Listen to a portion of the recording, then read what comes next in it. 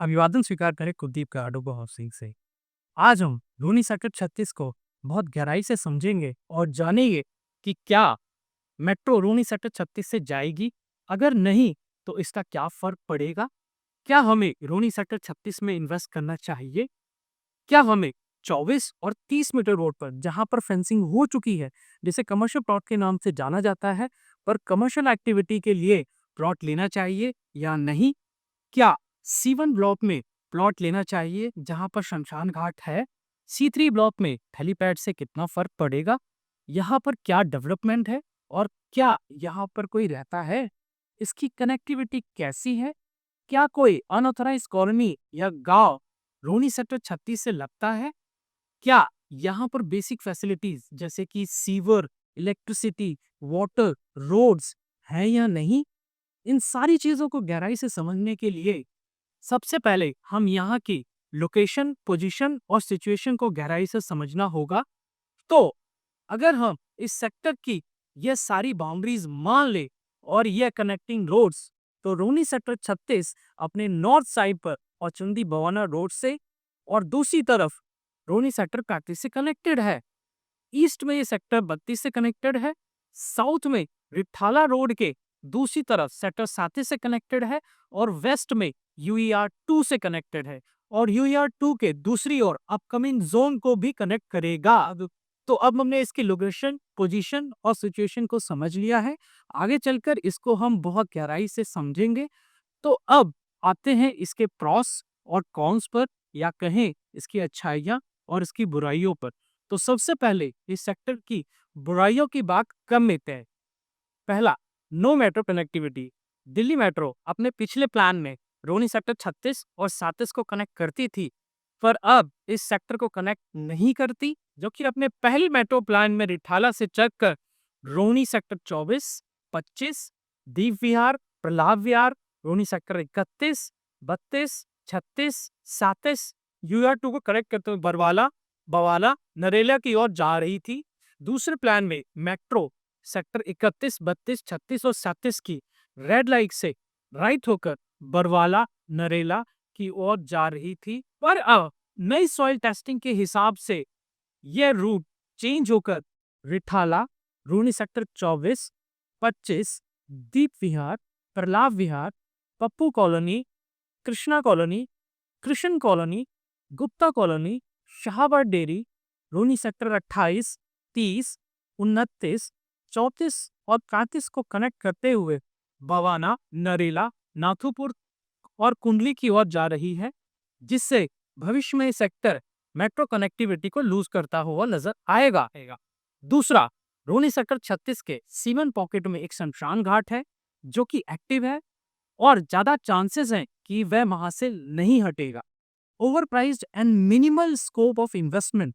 ये सेक्टर भी रोनी के दूसरे सेक्टर की तरह ही ओवरप्राइज्ड हो चुका है, जहां पर 26 मीटर का जनरल प्लॉट 42 से 45 लाख रुपए, 32 मीटर का जनरल प्लॉट 51 से 65 लाख रुपए, 60 मीटर का जनरल प्लॉट 110 से 145 के बीच में मिलता है। इन तीनों कमियों के अलावा हमें इस सेक्टर में और कोई कमी नजर नहीं आती। अगर आपको समझ आती है तो कृपया करके हमें कमेंट बॉक्स में जरूर बताइएगा। तो अब चलते हैं इसकी खूबियों पर। तो सबसे पहले खूबी है इसकी location. Rohini sector 36 bang on Rithala metro road, या कहें कि सिल्क रोड ऑफ रोनी पर बसा हुआ है। सिल्क रोड ऑफ रोनी को समझने के लिए थोड़ा डिटेल में चलते हैं।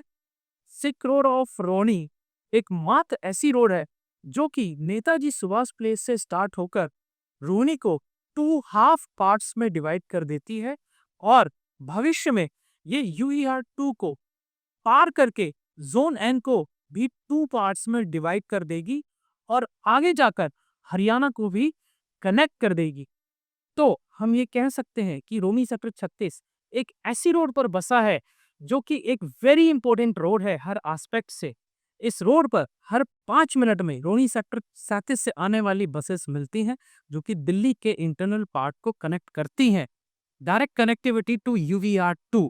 एक तरफ से यह सेक्टर रिठाला मेट्रो रोड से कनेक्टेड है, तो दूसरी तरफ से यह सेक्टर डायरेक्टली कनेक्टेड है यूवीआर 2 से, जो कि एक नेशनल हाईवे है, जो एक तरफ तो पंजाब, हरियाणा, हिमाचल को कनेक्ट करता है तो दूसरी तरफ एक आउटर रिंग रोड का काम करता है, जो कि इंटरनेशनल एयरपोर्ट, द्वारका एक्सप्रेसवे को कनेक्ट करता हुआ गुड़गांव में मिल जाता है। तीसरी कनेक्टिविटी है रोहनी और औचंदी बवाना रोड की, जहां पर हर 2 से 5 मिनट में आपको बस सर्विसेज मिल जाती हैं। बेसिक डेवलपमेंट और कब तक यहाँ पर लोग रहने के लिए आ जाएंगे? देखिए, ये एक साफ सुथरा सेक्टर है जिसमें डीडीए ने पहले से ही सेफ्टी के लिए ग्रिल्स इंस्टॉल कर दी हैं। यहाँ पर 3 से 4 फैमिलीज रहती भी हैं और अगर पानी को छोड़ दे तो light, sewer, roads well maintain है। अगर थोड़ी हिम्मत की जाए तो आप यहाँ पर बनाकर भी रह सकते हैं। यहाँ पर आपको खाने पीने की छोटी-छोटी चाइनीज शॉप्स, अच्छा एनवायरनमेंट, ओवरऑल एक अच्छा पैकेज है ये सेक्टर भविष्य में रहने के लिए। यहाँ पर कुछ अंडर कंस्ट्रक्शन प्लॉट भी हैं जो कि जल्दी ही रेडी टू मूव हो जाएंगे। तो हम ये कह सकते हैं कि इस सेक्टर में बहुत ही जल्दी यानी कि 2 से 5 साल में अच्छी बसावट देखने को मिल सकती है। नेक्स्ट वीडियो में हम डिटेल में इस सेक्टर का साइट विजिट करेंगे। तीसरा, यहाँ से शायद मेट्रो तो नहीं जाएगी, पर आपको मेट्रो कनेक्टिविटी रोनी सेक्टर 31 और 32 के चौक पर देखने को मिलेगी। पास ही में दी बिहार और प्रलाभ बिहार में जो लैंड खाली पड़ा हुआ है, वहां पर कमर्शियल यानी कि दूसरा नेताजी सुभाष प्लेस या डिस्ट्रिक्ट सेंटर टाइप की डेवलपमेंट आपको देखने को मिलेगी। दूसरी तरफ अगर फैसिलिटीज यानी कि school, college, hospital, police station या फिर बिल्डर प्रोजेक्ट देखने को मिलेंगे, जिससे इस सेक्टर के आसपास बहुत ही बेहतरीन डेवलपमेंट आपको देखने को मिलेगी। जो हाँ, every 2 to 5 minute bus connectivity from Rohini sector 37 bus depot and Rohini Auchandi Bawana road, जिससे ये सेक्टर भी मेट्रो की कमी को कुछ हद तक कम करता हुआ नजर आएगा और कनेक्टिविटी को और भी ज्यादा सीमलेस बना देगा। पांचवा, इस सेक्टर में एक हेलीपैड भी है जो कि इस सेक्टर की अपनी एक पहचान है और लैंडमार्क भी है। तो हमने इस सेक्टर की अच्छाइयाँ, बुराइयाँ, लोकेशन, पोजीशन और सिचुएशन को सही से समझ लिया है। तो अब हम आते हैं अपने क्वेश्चन एंड आंसर्स पर। है तो सबसे पहला क्वेश्चन है कि क्या दिल्ली मेट्रो रोनी सेक्टर 36 से जाएगी? अगर नहीं तो इसका क्या फर्क पड़ेगा? देखिए, नी सॉइल टेस्टिंग के हिसाब से ज्यादा चांसेस हैं कि मेट्रो इस सेक्टर से ना जाए, पर फिर भी इस सेक्टर का प्राइस डाउन नहीं होगा अपनी बैंग ऑन रिठाला रोड और यूईआर 2 पर लोकेटेड होने के कारण। मेट्रो के नहीं जाने पर भी ये सेक्टर बहुत ही अच्छा सेक्टर होगा रहने के लिए, जहां 2 से 5 साल में अच्छी डेवलपमेंट देखने को आपको मिलेगी। दूसरा, क्या हमें रोनी सेक्टर 36 में इन्वेस्ट करना चाहिए या इन्वेस्टमेंट का क्या स्कोप है? देखिए, रोनी सेक्टर 36 नो डाउट एक बहुत ही अच्छा सेक्टर होगा, जहां पर पहले से ही प्राइस्ड हाई है। आसपास के एरियाज जैसे कि रोनी सेक्टर 24 में 28 मीटर कॉर्नर प्लॉट 80 से 95 लाख में, 32 मीटर 90 से 110, 60 मीटर 190 से 220 का प्लॉट मिल जाता है, जो कि एक फुली डेवलप्ड सेक्टर है। और सेक्टर 36 में 26 मीटर का जनरल प्लॉट 42 से 45 लाख रुपए, 32 मीटर का 63 से 65 लाख रुपए, 60 मीटर का 130 से 145 में मिल जाता है। तो प्राइस भी सेक्टर 24 के आसपास ही रहेंगे। तो ये मत समझिएगा कि प्राइस डबल हो जाएगा 1-2 सालों में। आपको इन्वेस्टमेंट को थोड़ा सा समय देना जरूर पड़ेगा, यानी कि 3 से 5 साल का। तो रेजिडेंशियल पर्सपेक्टिव से बहुत ही अच्छा सेक्टर है, पर इन्वेस्टमेंट पर एप्रिसिएशन देखने के लिए 3 से 5 साल वेट करना ही होगा। तीसरा, किसको यहाँ पर प्लॉट लेना चाहिए? ऐसे लोगों को जो कि 3 से 5 साल में रिटर्न चाहते हो, पर डबल नहीं, या फिर यहाँ पर रहना चाहते हो का। क्या हमें रोनी सेक्टर 28 से 38 में 24 मीटर या फिर 30 मीटर रोड पर कमर्शियल एक्टिविटी के लिए प्लॉट देना चाहिए या नहीं? इस क्वेश्चन का आंसर सेक्टर 36 में ही छुपा हुआ है, जहां पर यह साफ देखा जा सकता है कि डीडीए ने पहले से ही हर पॉकेट के सामने फेंसिंग इंस्टॉल कर दी है और फेंसिंग के दूसरी तरफ यानी कि पॉकेट के अंदर एक 9 मीटर की नॉर्मल रोड या फिर साथ में पार्क दिया है। तो यह मानकर चलना होगा कि ऐसी ही फेंसिंग या बाउंड्रीज आपको रोहिणी के सेक्टर 28 से 38 में देखने को मिलेगी, तो 24 या 30 मीटर पर 26, 32 या 60 मीटर का प्लॉट लेने का और एक्स्ट्रा पैसे देने का कोई मतलब नहीं रह जाता। हमारे हिसाब से आप कमर्शियल एक्टिविटी नहीं कर पाएंगे, क्योंकि इसके 3 कारण हैं।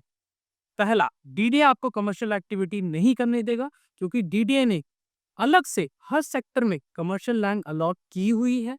दूसरा, गवर्नमेंट की पॉलिसीज अगर और स्ट्रिक्ट होती हैं तो भी आप कमर्शियल एक्टिविटी नहीं कर पाएंगे। तीसरा, हर पॉकेट की आरडब्ल्यूए अपनी पॉकेट को सेफ बनाने की कोशिश करेगी, और अगर फेंसिंग हटाई जाती है तो पॉकेट की सेफ्टी ब्रीच हो जाएगी। तो हमारी नजरों में ज्यादा पैसे देकर आप एक रोड फेसिंग प्लॉट तो ले सकते हैं, पर कमर्शियल एक्टिविटी कर पाना बहुत मुश्किल है। चलिए हम और भी डिटेल में प्रैक्टिकल अप्रोच को समझते हैं।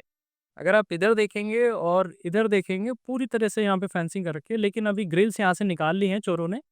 तो ये समझने की कोशिश करते हैं कि ये जो प्लॉट है, ये देखिए, ये ग्रिलिंग के साथ में आपका ग्रीन भी दे रखी है थोड़ी सी, साथ में 9 मीटर की सर्विस रोड दे रखी है, जो कि मेन रोड भी समझ सकते हैं, ठीक है, और साथ में ये प्लॉट बना हुआ है, ठीक है। तो मुझे नहीं लगता कि आप लोगों को जो है ना 24 या 30 मीटर पे एक कमर्शियल प्लॉट लेना चाहिए, क्योंकि ये कमर्शियल कभी हो ही नहीं पाएगा। ऐसी ही फेंसिंग आपको रोहिणी सेक्टर 28 से 38 में देखने को मिलेगी। तो मुझे कतई नहीं लगता कि आप 24 या 30 मीटर पर इतना पैसा खर्च करने के बाद भी कोई कमर्शियल एक्टिविटी कर पाएंगे। तो क्या प्राइस होना चाहिए इन प्लॉट्स का? उतना ही जितना कि एक 12 मीटर रोड फेसिंग प्लॉट का होता है। क्या कोई शमशान घाट, कॉलोनी या गांव रोहिणी सेक्टर 36 से लगता है? हाँ, सीवन पॉकेट में एक एक्टिव शमशान घाट है, पर यह सेक्टर किसी गांव या कॉलोनी से नहीं लगता। रूली सेक्टर 36 के हेलीपैड से C3 ब्लॉक में क्या फर्क पड़ेगा? कोई फर्क नहीं पड़ेगा, क्योंकि ऑलरेडी एक 4 मंजिला बिल्डिंग लगभग बनकर तैयार है, और यहाँ पर हेलीकॉप्टर भी महीने में 1-2 बार ही उड़ते हैं। तो रोहिणी सेक्टर 36 एक ऐसा सेक्टर है जो एक तरफ से UER 2 से, तो दूसरी तरफ मोस्ट इंपॉर्टेंट रिठाला रोड से, और तीसरी तरफ और चंदी बवाना रोड से जुड़ा हुआ है, और अपने अंदर एक हेलीपैड भी समाये हुए है। फुली फेंस्ड और भविष्य का सिक्योरिटी प्रूफ सेक्टर है, जहां कुछ फैमिली रह रही हैं और कुछ बहुत ही जल्दी रहने आने वाली हैं। यहाँ पर रेजिडेंशियल पर्पस के लिए डेफिनेटली प्लॉट ले सकते हैं, पर इन्वेस्टमेंट डबल होगी ये कह पाना थोड़ा सा मुश्किल है, क्योंकि आसपास के डेवलप सेक्टर में डबल रेट से कम पैसों में प्लॉट मिल जाते हैं। पानी की समस्या का समाधान होते ही आप यहाँ पर एक रैपिड डेवलपमेंट का फेज देखेंगे, जो कि 2 से 5 साल में आपको देखने को मिल सकता है। तो मैंने पूरी कोशिश की है आपको 100% फैक्ट्स एंड फिगर बताने की, और मुझे लगता है कि यह आपको एक अच्छा डिसीजन बनाने में पूरी मदद करेगा। अगर फिर भी हमसे कुछ मिस हो गया हो तो आप हमें कमेंट कर सकते हैं, या फिर हमारे दिए गए नंबर पर कॉल भी कर सकते हैं, या फिर डिस्क्रिप्शन में दिए गए हमारे कॉन्टैक्ट फॉर्म को भी भर सकते हैं। अगली वीडियो आप किस टॉपिक पर जानते हैं, हमें जरूर बताएं। मिलते हैं नेक्स्ट वीडियो में। शुक्रिया।